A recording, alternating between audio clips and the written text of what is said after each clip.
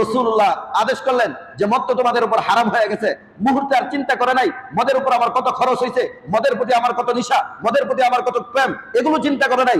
বাসায় যে মদের মদটা ছিল, এই মদটা মদিনার রাস্তায় ভেঙে দিছে। মাত্র 24 বছর, 24 বছরের শুরুবার, অর্থাৎ 13 বছর মক্কাতে ছিলেন।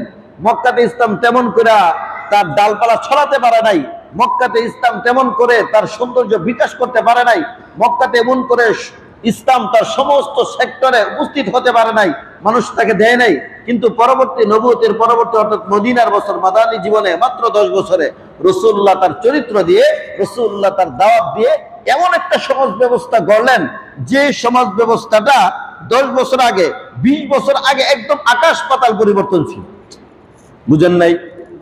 যে লোকগুলো আজ থেকে 20 বছর আগে মদ খাইতো, রাসূলুল্লাহ আদেশ করলেন যে মদ তো তোমাদের উপর হারাম হয়ে গেছে।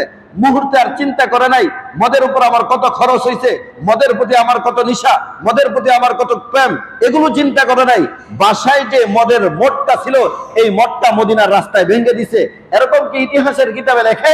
যেদিন মক্কাতে এই আয়াত নাযিল হয়ে গেল, রাসূলুল্লাহ বলতে এখন থেকে তো মদ তো তোমাদের উপর হারাম হয়ে গেছে, কি করবা? সাথে সাথে সাহাবায়ে কেরাম তাদের ঘরে চলে গেছে। ঘরের মধ্যে সংরক্ষিত যে মদটা ছিল, যে বিশাল বিশাল কলস ছিল মদের, ওই কলসগুলো রাস্তায় ভেঙে ফেলছে। মদিনার রাস্তায় পানির মতো, বন্যার মতো প্রবাহিত হয়ে গেছে। বুঝাইতে পারলাম কিনা? রাসূলুল্লাহ এমন একটা প্রেম দিলেন, এমন একটা আকর্ষণ দিলেন, রাসূল খালি বলছে তোমার তো হারাম হয়ে গেছে। অথচ মদের প্রতি তাদের নেশা ছিল। তাদের দাওয়াতের আগে মদ খাইতো, খাওয়ার পরে মদ।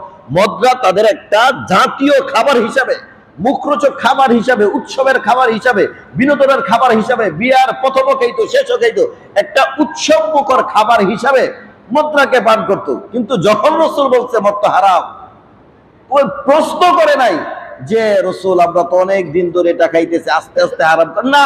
এরকম মানে এরকম কোন আপত্তি তাদের ভিতর থেকে আসে। বুঝাইতে পারলাম কিনা?